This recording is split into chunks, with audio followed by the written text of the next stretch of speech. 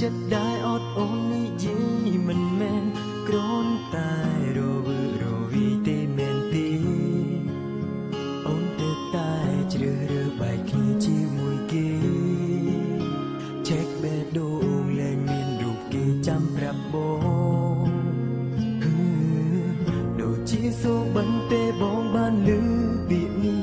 រំភើបអូនប្រាប់ថាអូនស្រឡាញ់បងតែយ៉ាងណាពាក្យមួយឃ្លានេះធំកន្លង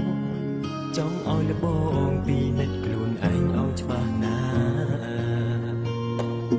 កុំប្រញាប់ថាស្រឡាញ់បើសិនអូនមិនទាន់ច្បាស់លាស់ចិនដា